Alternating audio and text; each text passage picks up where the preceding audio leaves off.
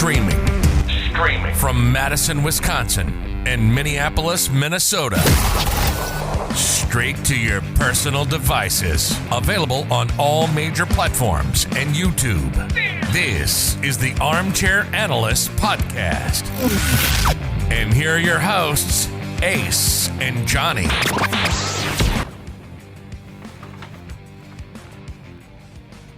Welcome, sports fans all across the region, maybe the nation, internationally, not quite so much. We're Armchair Analysts coming at you, not live, but whatever. We're going to keep this rolling anyways. I'm Ace. With me somewhere over in a state east of me is Johnny. A dejected and outraged Bucks fan. You got the opportunity. No. We'll save that. We got time for that later. Johnny, Ace, Armchair Analyst, we're here. I'm outraged. I've been pouting and sulking all day, but I'm outraged that I still want to say we're live. I don't know why. I think it's so whatever. There's a reason we had to cut you from doing the intro. But I want just in case, God forbid, something happens to me.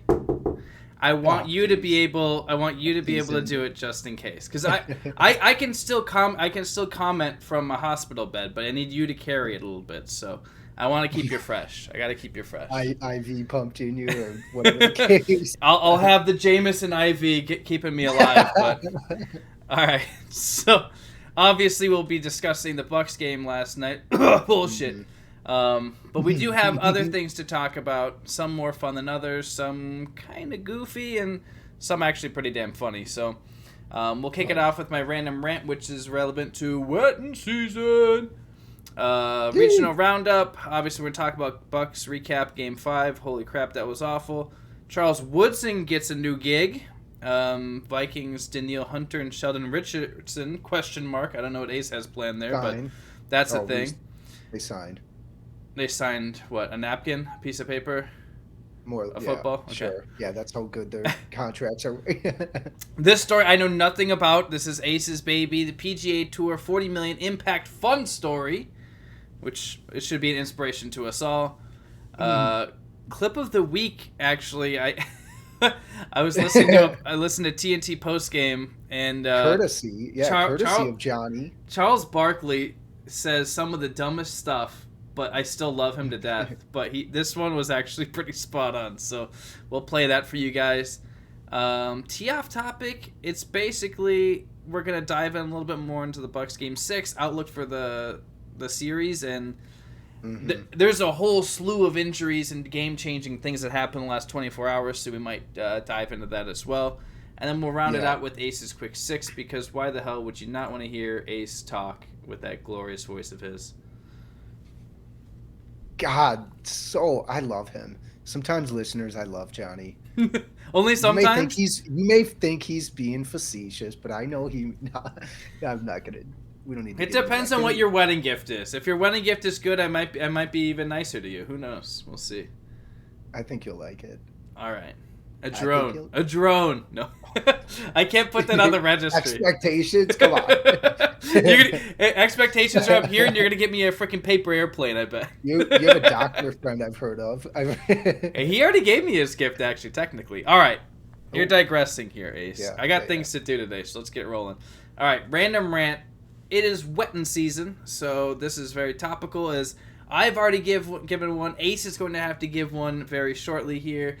Best man speeches. We've all heard them. Maybe we've done them. Sometimes we wish we hadn't heard one, and some of them have been pretty damn funny. So I bartended at a country club for a number of years and have heard some really good ones and some really terrible ones, and some that I literally couldn't even recall because they were so boring. So what is your take? Like, what route are you going to go? You don't have to say specifically what you're going to do, but are you going for emotional? Are you going for funny? Are you going for truth? Are you going for, maybe do like a Wedding Crashers type thing where you try to entice one of the bridesmaids just because you're just so damn charming and witty? What's your play here, son? I have to go with truth. If it was, if things were to be a little bit different, I might pull out some comedy stuff. But because I've been struggling on what to write, I'm just going to go with truth. And Yeah, just a little background how we met for the groom. Da da da da da. I don't know the bride all that well, so that's why I'm gonna simple. Yawn. I'm just Well, kidding. no, hold up. I'm gonna finish it with a cute little. All right, everyone, raise your glasses. Now, in honor of the motherland, Mazel Tov and L'chaim. I mean, I'm It's gonna pretty be a sure they can predominantly tell that cat. Aaron Epstein is a Jewish person, so hopefully yeah. that'll help. Otherwise, I mean, I think most people will get it, you know. So I like to stick for this one. I'm gonna be more truthful. with This it, or one, just, how many like, best man somewhat speeches boring. you got planned out here, son? No, I guess I was thinking if I ever got married. Yeah, you don't need. Well, I mean, you do talk, but you don't really have a open mic night type sitch. But okay, that's good. I mean, all things considered, I mean that's probably the easiest way to go. I mean, you can get your point across, but you don't have the big risk of a joke not landing or saying something well, you might still say something inappropriate. I know you. You never know. Yeah, No, I gotta be careful about that. It's honestly, it kind of depends on the person. Because like for me, I didn't write anything down. I didn't have any note cards. I kind of like thought it out. I thought it out a bit, but I never like did the whole thing like a rehearsal to myself. And the whole time, people were just kind of ribbing me like, "Ooh, where's your? Are you ready for tonight? How's your speech gonna go? Do you have note cards?" Like, no. I know what I'm gonna say. I've known what I've been gonna say for years now. It wasn't a big deal. It turned out to be a decent speech. Ironic now because they're actually getting a divorce a day after they got married 3 years ago. So that's kind of weird. So that means I'm gonna have to do another one, and then it's like, do I do the welcome back joke or I don't know? It's it opens doors though. It opens doors. I'm gonna get a chance for a repeat, but I'm glad that you're gonna get an opportunity. I'm sure. No matter how close you are with the groom, it's always something that's very special that they're going to remember, and especially if they have video, they'll be able to watch you and your epic performance over and over again. So, God, it's an honor for you both. It's definitely pretty cool, and the fact that he asked you, and that's it's pretty special. So, congrats, brother. Good luck. I hope it goes well. And if there's a viral recording and it's on Twitter, I may or may not have to check it out and retweet it. We'll see. Speaking of viral, you spoiled the lead here. You're going to Game 6. Oh, why would you say that? Why would you say that? Was it? Come on, guy. This guy. Yeah, man. Bury the lead a little bit, man. Now they're just gonna turn off the show. Let's just end it now. I mean, there's no. I'm just kidding. Shoot. All right. Regional Roundup. I mean, obviously, last night was a pitiful display, dominating for 3 quarters only to have Kevin Durant single-handedly just tear through you. Jeff Green also having an absolutely monstrous game. I don't know. I thought with Harden playing like trash, I thought they'd have a pretty damn good shot. And I mean, up until probably middle towards the end of the third quarter, then I was like, okay, this isn't great. Yep. This isn't great. Like, I was just gonna say, sorry, 2 3/4 games. They basically were playing how they should have to beat the team. I mean, Bud still was making some stupid calls, like Giannis getting on a nice streak. You throw him on the bench. Kind of odd defensive calls. I mean, I didn't really feel the. I mean, if Kevin Durant is in that zone, like nothing that you do is gonna stop him. Like you can throw all the bodies, you can throw whatever kind of defense you want. It doesn't really matter. He was just feeling it, and that's going to happen, right? Like if you're playing against a very good playoff team who has very very talented players, that shit's going to happen. Like it doesn't matter. You just have to make sure that everyone else can't kill you, But I mean, it seemed like it was destined for Kevin Durant to ascend to godhood last night, and. I mean, that stat line, like his stat line when they first like talked about like the company that he was in with like the 40 15 10 club, 40 points, 15 rebounds, 10. Like he's within like elite company. And then he threw on another 9 points and 2 rebounds and literally played every minute of the game. Which James Harden also played all but 2 minutes, but no one remembers that because he was so damn atrocious. Shooting the ball, but I don't know. It's hard to say exactly why that meltdown happened. I know that there was. Were you surprised at the national media's coverage of like they slammed the Bucks? They Like, obviously should. TNT, yeah. They should. This whole series has been a joke. You start out, you have like the big three, and the whole season we hadn't played against the big three. Mm-hmm. And what happens? Harden's out before a minute in. Okay, so you're playing against two. Mm-hmm. Game 2, they get absolutely obliterated. Irving's out in hurt. Game 3. Yep. Game 4, you're not even sure exactly who's going to play. It's just Durant. You win it. Cool. Take it back to Brooklyn. Kyrie's still out. He's probably going to be out for the rest of the playoffs. And then Harden checks in. And, honestly, in my opinion, I was kind of hoping that he would play because he's just such an offensive void. He's going to take so many touches from the other players. Like, has he been a little bit hotter and been more confident and taken more shots, maybe Danny Green doesn't take all of those threes. Maybe Danny Green doesn't get worked up, So or Jeff Green. Sorry, yeah. What did I say? Danny Green. That guy probably still plays too. He might, but yeah, it was really rough just because the problem is that with Wisconsin sports, there's the inevitable fall. Like you've been rising, sweeping the Heat, getting you going, and then it's just like the slow tumble to defeat. And I don't know. As you mentioned, I am going to the game tomorrow. Very excited, but imagine the scene, if you will. Oh. Close your eyes. Yes. They win last night, right? So this is it. You're playing against the big three. Not all the big three. You've already swept the Heat. You move past I would say probably the finals favorite, New Jersey Nets, Brooklyn Nets. And then now you face a Sixers team who is in doubt, or maybe a Hawks team that's not playing so well. You forgot about the block party at the Forum. Block party. So imagine, if you will, the scene at the game tomorrow. If they close out the series at home, move back to the Eastern Conference Finals. I mean, all right, that would have been absolutely epic, right? But now we open our eyes. We're in reality. That's not the case. They're fighting for survival tomorrow. The only thing that I'm hoping for is that I'm going to be in the nosebleeds, so if the game goes poorly, I can just jump off and just end it and be done. That's nice. I won't have to worry about it. It'll be someone else's problem. Clean my shit up. Or I'll be able to boo and throw stuff at Budenholzer myself. So those are the two worst case scenarios. I'll still get those opportunities. We'll talk about the game a little bit later, but I had to say something. It was I was pouting and sulking for most of the day. So, if I can, real quick, the one thing that bothered me about everything is that their offensive game plan from one half to another was completely different. They went ISO in pretty much all of the second half and just basically dribble driving. Giannis, I hate to say it, but that dude, he's showing that in clutch situations, you can't really rely on him. He was hesitant to grab that ball because I think he was nervous about getting fouled and going to the free throw line instead of just taking. I normally would say yes, like 90% of the time I'd say yes, but all of our big three were in foul trouble early.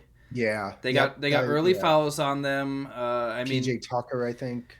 Yeah, everybody got into foul trouble pretty early on, so I think Giannis was a little gun shy in the second half, which inevitably leads to him, doing pull-up jumpers and trying more threes than we want. He had a couple sink, but for the most part, he was a little gun shy.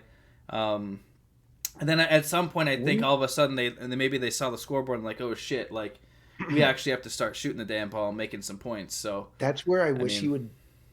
I wish he would recognize his role and allow Middleton or Drew Holiday to penetrate, and he's out on the wing. Because if he has time and the defender is rushing onto him, that's already an advantage with his length.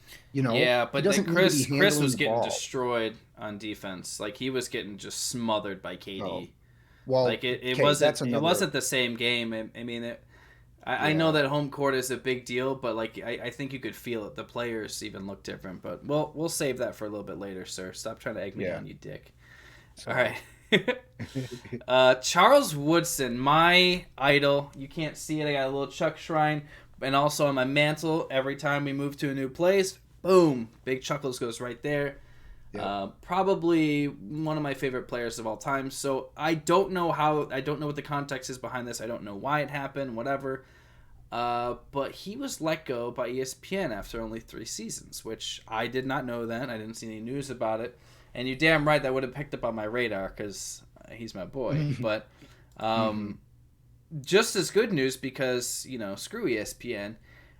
He actually is going to be a full-time member of the Fox NFL Kickoff team now. So I would say not just a lateral movement, but an improvement. So he's going to be part of that show. He'll be on College Game Day as well. So he's going to get a little bit extra love. And it's a full-time role. So I don't know. I really liked him on the table at ESPN. So I'm kind of surprised that they let him go. I know he's not as... I like this for him.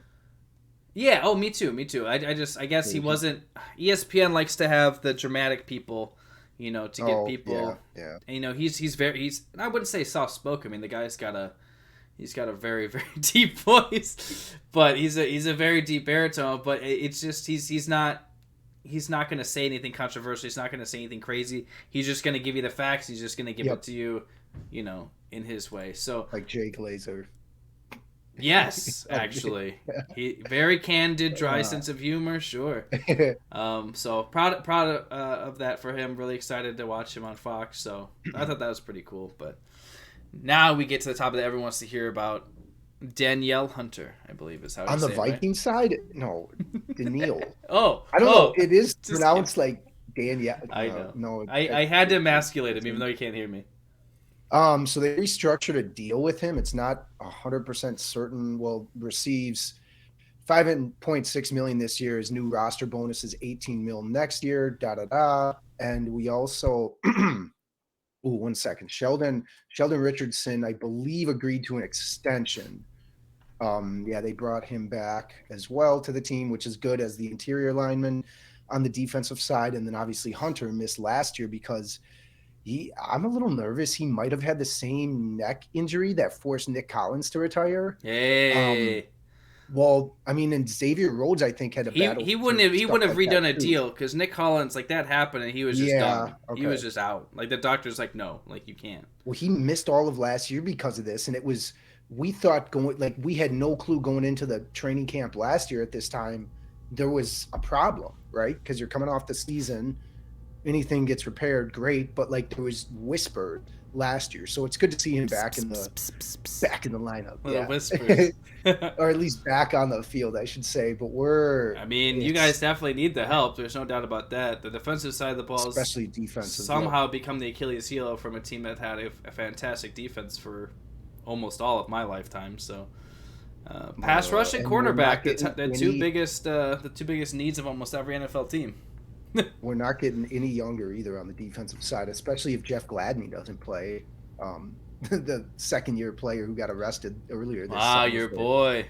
Earlier this spring for domestic violence. Well, you bailed him out of jail. You should know what's going on with him. Doesn't he text you anymore? No. We'll have him on the show. No, I'm just kidding. No. Hey, Jeffy! I do want to say quick, I attended what will be my last Twins game under the Rocco-led management. Oh, they got their asses kicked. Snip this. My girl and I left. Immortalize this clip. Yeah, left after it was 11-2. I was booing after he made a pitching change in the fourth. He put out a new pitcher going into the fifth inning, and it was a 3-1 game. The guy makes no sense what he's doing. But I will say one bright spot. I called my shot. I pointed 10 seconds before the pitch was thrown in this at bat. Or the Astros, conveniently. I looked over and I'm like, I bet this guy hits a 2-run homer to right center. And within seconds later, boom, shot. Literally right center. It was absolutely, I don't know how it happened, but that was the onslaught that ensued for the Twins. This is the last time I will be talking about them on this podcast as well. Whoa! Frankly, it's embarrassing to watch. We have the third. We have an ERA over 5. Our batting average is basically the average for MLB, right around 238, the team batting average. I'd rather watch the Saints. They have Buxton there half the time anyways when he's injured. So these are some hot, spicy quotes. I like these. And not to rant, but I found out that our fan, the Twins ownership went in a different direction, and that pushed the avid true baseball fan out of their stadiums, completely out. I was surrounded by kids, babies, dads talking to their wives about making brats after the game. Brats after it. One baby in front of me, one boy, I should say, that was probably 4 or 5, watched maybe one at bat, if that. He was doing other, like, they completely went a different way with their fan base, and it's changed the entire culture there. Aaron, and that's one reason too I don't want to go back. I hate to break it to you, but that's part of the longer game plan, right? Like, you're trying to get the next generation interested. It's a family But they don't affair. care though. They don't. It doesn't matter. Their butts are in the though. seats. They paid for a ticket. They're supporting the team. Whether they're watching, have you gone to any games like at night? The night games, everyone's just hammered. Nobody's paying attention to shit. I got scorned. When I wanted to boo the team for doing bad. The lady looked at me and she's like, "Well, we are booing. We're booing the other team." And I'm like, "No, boo the product on the field. That's the Twins you're watching are terrible." And she's like, "No, that's not nice. We don't want to." That's what we're up against. Participation trophy people. Yeah. Participation. Well, at least they're still a team. I'm not going to embarrass. I'm not going to say what. I'll tell you off this what another thing that I like Fiery Ace, baby. No sass. We do have some Saints news coming up, well, soon, but then like the United are playing a few games at home here in the next month or so. So I'm going to try to get more engaged with them. So I can veer away from the Twins for a little bit. All right. Wow. Well, I do like Fiery Ace. No holds barred, no quarter for the Twins. I mean, I've always found it difficult to find a point where it's like, you know what, like this team doesn't give a shit, so I shouldn't give a shit about them.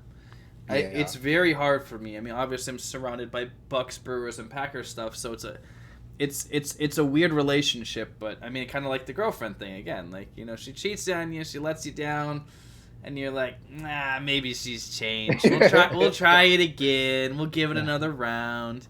Yeah. It's not ideal, but the nice thing is though, that's what the whole part of being a fan is, right? Like, it's your choice. If you want to be pissed off at them and you want to flame them, and you want to tell the owner he's a piece of garbage, you can. That's your prerogative. Is it the right choice? I mean, who knows? I mean, if you ask me, if you ask almost anyone, swapping out a pitcher in the 4th for a baby, just out of his diapers, I don't know. Can you even tank in MLB? I feel like that's it. Like that's the equivalent right there. Like you're not saying that you're trying to win. You're not saying that you think you can compete. You're just basically like, just get your reps, I guess. Like no, like that's for all you sports bettors, man. You could be making a killing off the Twins. Fade Minnesota. True with all sports actually in Minnesota. Maybe not the St. Paul Saints, but Vikings, not so good against the spread. Timberwolves, I'm not even sure they even played all their games. I think they just gave up at some point. It might not even still be a team, but they're like a light switch. They flip it on and we're gone. All right. Speaking of gone, $40 million is going to be going to a fund. Tell me about this, son. Oh, nice. Yeah, the PGA Tour. They this year started a tour impact fund. They're going to award 10 players $40 million across 10 players. The whole premise is to generate more social awareness for the sport, and it's being driven through technology. So it's like basically some of the criteria is based around Google searches, likes on Twitter, likes on all your social channels, how many whatever the comments or retweets. It's just a huge sort of that's a subset of the whole fund, but when you know that it's sort of around them almost taking advantage of a player, whether it's through branding or stuff like that, you're only enticing the best players that have most reach already on those channels, like Tiger Woods, like the whole Bryson frickin' Brooks feud going on right now. Those two are pretty popular with their comments. Philly Dog is always up there. Maybe Rory, just because of his international stardom. Dustin Johnson. It's like you're giving the top players free money. It was sort of a weird fund that they wanted to start, but apparently Saudi Arabia is starting up what's called a premier golf league, and it's trying to poach some of the bigger name stars over there. But it's like a not only do you compete on an individual level, but you're in a group too for the season. So point is, I don't think that has any shot of taking off, but it's sort of ironic that they come up with this impact fund, as Saudi Arabia, or as this other additional league is starting to gain more traction, and there's rumors they're reaching out to Rory, Dustin, all the top players. And so I was curious your thoughts on like the scope of it. $40 million for like increase your social brand, more or less. I don't really understand why they feel like this is the time to do that. Honestly, it just seems correct. I don't know. It seems, and I'm not saying it's random, but it's kind of random, right? Like, I don't know. Mm-hmm. I think $40 million could go to something better, but I mean, correct. Like they've increased that. Well, recently they started the FedEx Cup, which awards these players first place prizes like $15 million. So not only do they have the major tournaments, which generate a ton of money, but it's like these dudes. Yeah, I don't know. It was sort of an odd thing, especially during this time when you're hearing the opposite from other sports, avenues. They want the players on less. Yeah, there's like education around it. It's a different platform though. Like I mean, it's not like, yeah. I don't know. I feel like the personalities are a little different. I feel like the platform's a little different. The audience is a little different. So, I mean, I can understand why they want to take a different approach. I don't know. It seems kind of random to me. Mm-hmm. That's our kind of show. Yeah. All right. Switching gears here. My boy Chuck. You know what? Barkley is an interesting dude. If you listen to, him, Shaq, Kenny, like you listen to the boys after a game, it can get really off topic and get really weird, or it can just be very informational and very funny. You get a little bit of everything. You're not really sure. It's like a box of chocolates. You never know what you're going to get. So this, I was watching, I don't remember what game it was. I think it was Jazz. Yeah, I think it was Jazz. I think it was Jazz Clips, yep. And after the game, they're talking about a little bit of everything, mostly basketball, and then kind of out of nowhere, the show's wrapping up. There's really not a whole lot going on, and all of a sudden, Chuck just like says, "Hold up, like I want to say something," and goes to another sport, to another topic, which Ace has a very passionate feelings about, and last week's clip of the week referenced, so I thought it was topical. So let's take a listen. I just want to give a shout out to Major League Baseball. I saw y'all new thing where if y'all catch pitchers cheating, you're going to suspend them from 10 days with pay. Way to stick it to those cheaters. And they get a private jet, right? Ooh, I mean, that is some harsh damn punishment. What is 10 days, they going to get suspended 10 days with pay. That's going to make them not want to cheat. 10 days with pay. Oh, no. Oh, man. Oh, my gosh. I mean, that's the kind of thing that remember, so like the clip you played last week where the guy was like, this is going to be the next steroids of baseball. Because what did they do? They let it just snowball. They just kind of, blind eye, whatever, it'll pass, whatever.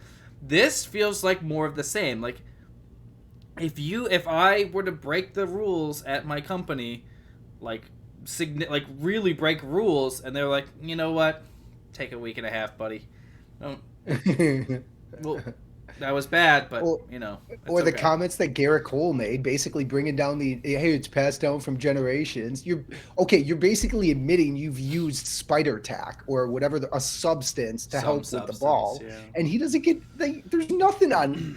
He pitched the next day against the Twins. He pitched it's weird. You wonder why. Okay, so this is kind of. I'll do a mini tangent here. So they have a lot of different sports where. Every sport has some sort of semi-controversial or very controversial element where, like, NBA, like, the first thing is, like, when LeBron and the players started, like, controlling things. It's like, wow, the players have too much power. The NFL was all about, like, controlling the message, controlling the mediums of information. Like, oh, no, there's no concussion issue. Or, like, trying to tone down the fact that a good amount of the players, regardless of race, they have aggressive, violent crimes. There's a lot of drinking and driving. substance abuse. I mean, they've had to tone back a lot of that stuff, and the media even with the coaches. Coaches, But, yeah. Yeah. Britt Reed. I mean, there's shit going on, and you know what? The thing is, it's like there's a lot of unnamed suits in the front office that are getting accused of things, but we don't really hear that because it's not in the Twitterverse. So the NFL is just trying to control the narrative, like, well, these are just odd eggs. These are just little random happenstance things that just kind of happen, you know. It was serendipitous that this person decided to bring a firearm into a club. Like, no, he's just an idiot, you know. But there's all of these different things, and baseball's no different. You know, they have their own controversies. They have their own pieces of garbage, like the Houston Astros, you know, and the Red Sox. You get a penalty, but it's like it's just a ceremonial thing. It's just like, okay, well, we're taking action. Well, you took action, but you know what? Putting Timmy in a timeout for 5 minutes for burning down, you know, a treehouse, that's not the punishment doesn't fit the crime. Like, it doesn't matter. So the fact that they're just kind of basically glossing over this, it makes me feel like more of the same. And people wonder why the sport has lost so much popularity. If you're just going to openly defy what everyone is telling you and just be like, nah, well, no, that's not how it works. Yeah. And I was going to ask what your thoughts were, but I also don't want to get off on a tangent either, circling this. But I was going to get your thoughts on like what they need to do to improve the game. And if it's going to do that, let the guys don't allow them to shift, but let the players use whatever the hell they want on the bats, on their gloves, on the ball. Ooh. I don't care. Just open it up for everything. Free for all. I don't care. They're already doing it anyways, and they're getting a slap on the hand. On bats. Like little Timmy. I want spikes on bats. I love that reference. Little Timmy burns down in the backyard. It's freaking the treehouse that Dad probably worked so hard at. And the thing is, it's like, again, this is kind of universal between like the major sports. It's like there's no like easy answer, right? Because like if you, let's say you were to go and like you go the Goodell route and you just start punishing everybody that does anything wrong, then it's like, okay, well, now you're taking product off the field. You're taking, you know, a fantastic and very, like, I guess, for lack of a better term, popular player off the field. Like Ray Rice, Kareem Hunt, they both had amazing seasons before they got kicked out of the NFL. Kareem Hunt obviously let back in because, I mean, he just kicked her a little bit, right? No big deal.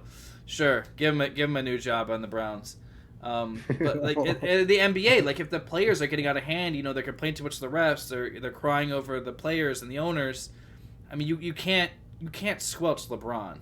Like, as much as I find him annoying and very, very, I'm not gonna say it, but like the way that he conducts himself, it doesn't. I'm not gonna say he's untouchable, but he kind of is. Like, he's too much. Yep. He has too much star power to really be benched or squelched. Like, he's gonna do what he's gonna do, and you got to find your way around it. NFL, and you know, they're doing their best, but like, if it's a legal issue, it's a legal issue.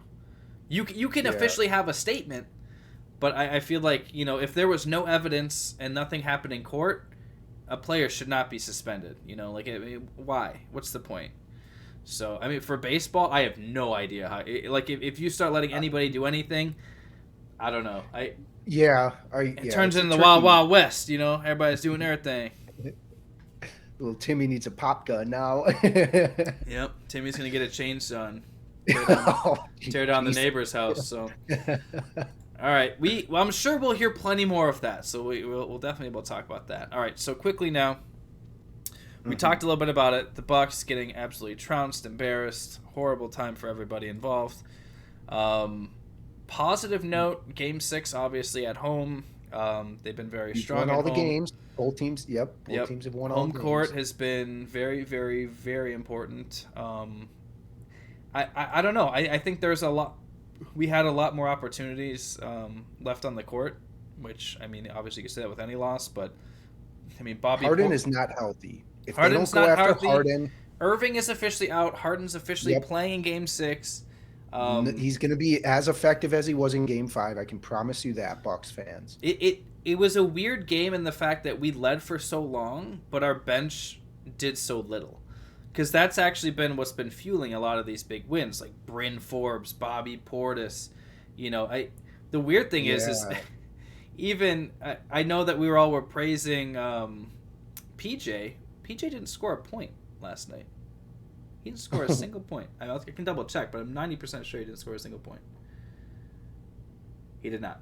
So, obviously, that's pretty difficult to swallow. So, you have a lot of performances. Obviously, Giannis did great. Middleton did great. Lopez played pretty damn good. Holiday was a little slow off the get-go, but eventually got rolling. That's great, but if your bench isn't scoring, it doesn't really matter, because once they get into foul trouble, if you don't have anyone else... I mean, Giannis fouled out. Let's see. Tucker had 5 fouls. Middleton, Lopez had 4. Holiday had 3. So, like, everybody was playing kind of dangerously in the fourth quarter. So what were the Nets totals, since you have... I'm curious how many... not to say that the refs like fouls? Not to say the refs could ever dictate a game. So Jeff Green had 5, and then nobody had more than 3 after that. Boom. But that's how it went. Like, that's how the tempo was. Like, the Bucks were winning. Yeah. They were winning early, but they sacrificed it with just getting fouls on the board. So you know what, the hack of Giannis thing, they don't even need to. If he's going to drive and they foul him, it's like, okay, well, there's a very good chance that he's probably going to make 1 or 0. Like, this actual season, like the regular season, he was probably, I think he was shooting like 69, almost 70%. So it was like, okay, like, all right, this is good. Going to the playoffs, we're going to do well. And now he's just back to being abysmal. So I don't think that's a huge deal, because it's been that way for every playoff game. Like, that's never, it's always been a constant. So it's just something you're gonna have to deal with. It's just part of the game now. But the fact that the bench was able to contribute so little. I know that Patty C came in and had some big impact plays. He played for, I think he played over 30 minutes, so he got a ton of playing time. But had some very clutch threes. But I mean, the rest of the bench has to step up. So we'll see. I mean, I'm assuming. What are you most looking forward to? Driving up there or over there? I don't even know what to. Drinking, Deer District. I mean, seeing my friends, being really hungover at work the next day. I mean, you mean for the game? Honestly, I don't even care if they're only up by a few points. I just want to see them close it out. Let's just get a lead, protect it, and play like a professional basketball team and close out the game. Because maybe Harden's still hurt, maybe he's good, I don't care. But if KD has another game like that and they can't shut down the rest of the team, it doesn't matter. I don't think he can, but you never know.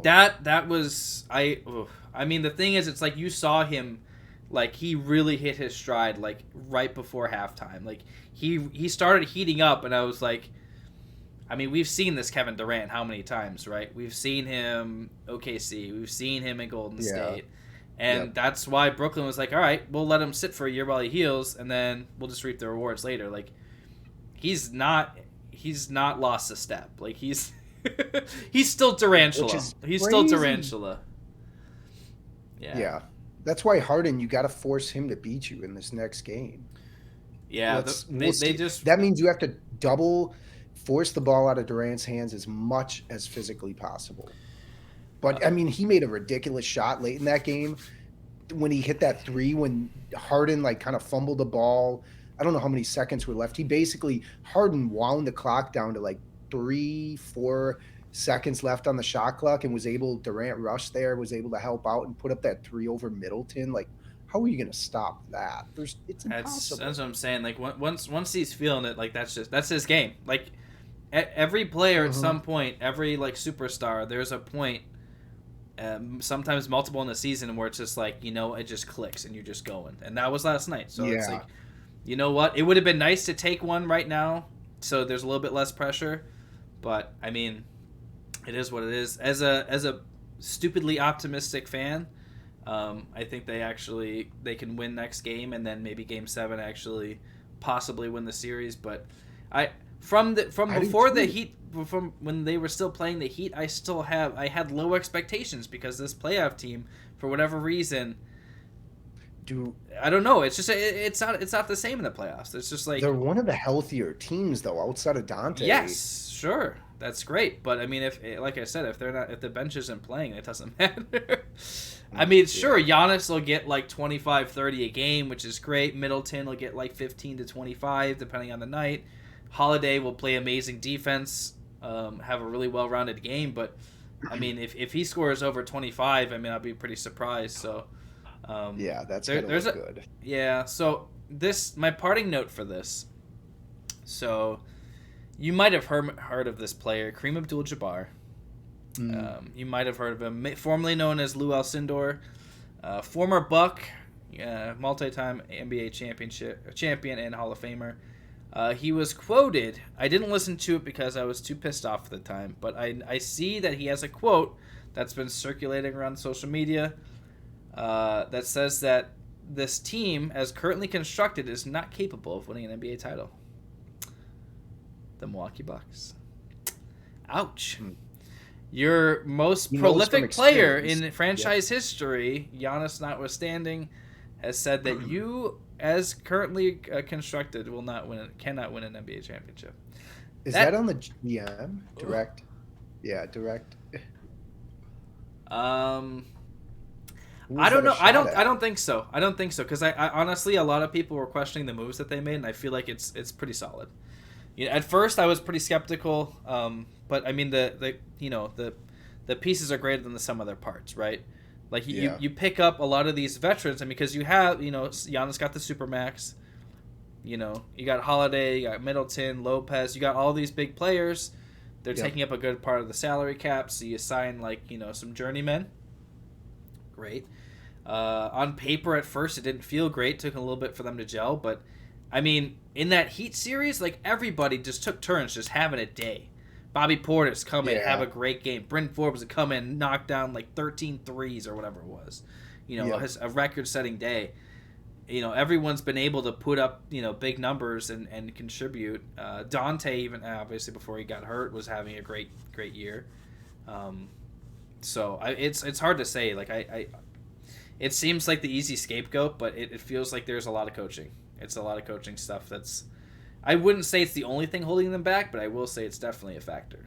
So we'll see what happens tomorrow night. Excited for the game. Excited to get drunk. Excited to have trouble functioning. I want to see video. Friday. I mentioned it earlier, but we need to. We're gonna get some video. All right. As soon as I'm going into the squad car, I will try to have somebody videotape it. Done. All right, my friend. Can you do me a favor? Can you do me a solid? Can you bring us home with Ace's Quick Six? Yes, sir. Let's do it.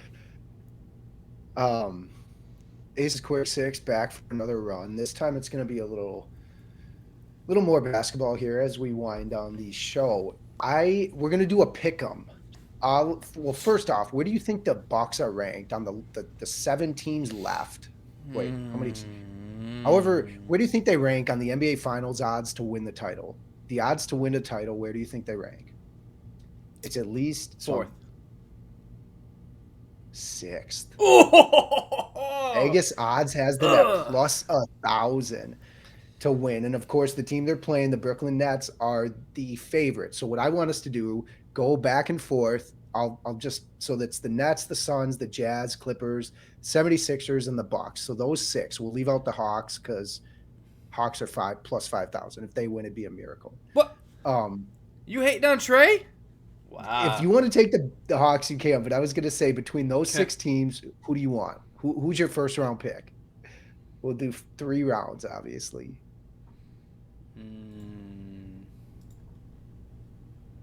So here, Nets I get plus first. 180. No, I'm looking at it now. Okay, plus 375. Let's the Jazz plus 450. There's plus 5. Okay, so I said that we might talk about this. So there's been some changes in here. I don't know when these were pulled, but stuff has shifted. Kawhi Leonard not available for the game tonight. Doubtful for the rest of the series. That's pretty big. Although in his post game interview, which I listened to intently, Rachel Nichols was just like, she asked him all the other questions, and through the injury at the very end, it was like, So I saw you hobbling. You sat the rest of the game. Like, are you gonna be? Because like, I'll be fine. Smiles and walks away. Now he's out for a game, possibly more. Interesting development. Embiid looking pretty beaten, battered, and torn for the Sixers. Mm-hmm. Nothing official yet, but he did not look himself. He was shooting absolutely abhorrently from the field. His defense was okay, but he did not look like the same player mechanically. Plus 750. Assuming some injuries are there. Phoenix Suns, my personal favorite. CP3 entered COVID-19 protocols, so we've got some dust shaking up the landscape here. So I don't know if these are. I'm not going to look at the odds. I'm just going to go with the gut. I think this is Vegas. Yeah. Go with your gut. Jazz. Ooh. Salt Lake City. I was gonna go Suns, regardless of. Still not a bad pick. If you didn't take them, I was gonna take them next. I should have. Okay, which means, are you taking the Nets then? Next, are you taking the Nets next? So I have Jazz. You took Suns. Yep. All right. So then Nets. Damn it! Oh, that's a good. Clippers. I can't take. I'm gonna take 76ers. Okay. I'll take the 76ers. I'll take the claw. I'll take the Clips. Oh my God! And I got the Bucks. Wow. What if the Bucks do it? The Bucks do it. You owe me Bucks You owe me swag from something. Why don't we take Bucks out and just put Hawks? I'm just kidding. Dude, I know that it's Aces Quick 6, but it could be Aces Sexy 7 because I wouldn't count out the Hawks, man. They have looked really good at times. This is why the NBA playoffs are so intriguing, just because it's like even you have to remember that even though the 76ers are 5th on that list, they're the number 1 seed in the East. Yeah, great point. So, I mean, it's crazy. It's crazy even with Kyrie out how Brooklyn is basically even favorites. I mean, they loaded up on arguably some of the best pure scorers in the league right now. So, you know what? Even if 2 are out, you still have one of the best players. I won't say NBA history. I'm going to mumble that just in case someone hears me, but Harden, one of the greatest regular season scorers of all time, but notoriously is known to combust in the playoffs. Kyrie, who is an amazing, naturally talented athlete, gifted scorer, but also knows how to shoot his team out of games. So, I don't know. I think maybe they just have enough star power, but we'll see. We shall see, and hopefully, if everything goes okay and Bucks win tomorrow, I will see you next week, fans. We will see you next week. I will survive, but yeah, we'll get the viral video of me getting booked and cuffed and stuff. That'll be fun for everybody. So, I gotta get my Armchair Analysts podcast shirt just so that we'll put I'll send that to you on my mugshot. They'll see the logo. There you go. Put me on TMZ. I should have worn that. I forgot to wear that. Whatever. I'll wear it next week. All good, buddy. All right, everyone, we thank you so much for listening. If you haven't already, please check out the website that Ace made all by himself with absolutely no help whatsoever. He's very proud of it, armchairpodcast.com. If you have not already, please rate, review, whatever you can do. Let us know how much you love the show. Let other people know. The more you guys vote us up, the more times that we can do fun things. And, I mean, it just keeps Ace's keeps his head held high, keeps his chin up, helps him get through the week. It's a big deal. This is his baby. Marker. Yeah, these are like goal markers on the ladder. It is. All right. Thank you so much, everybody, for listening. Sorry this episode was a little long. Ace likes to ramble a little bit, but lots of good stuff. And you got heated for a little bit about them Twins. I'm going to dice up some nice, sexy audio clips for that to share with everybody. Also, so that I can remember it next time you're bragging on the Twins and running your mouth, I can remind you of this fateful day. All right, everybody, have a fantastic weekend. Whenever you're listening, it doesn't matter. We appreciate you guys. Have a fantastic time. Go Bucks. Peace. We out. That's the show for this week. Check out Armchair Analyst on Twitter at AA Podcasts on YouTube or wherever you listen to your favorite shows. If this wasn't enough, be sure to check out armchairpodcast.com for more. See you next week.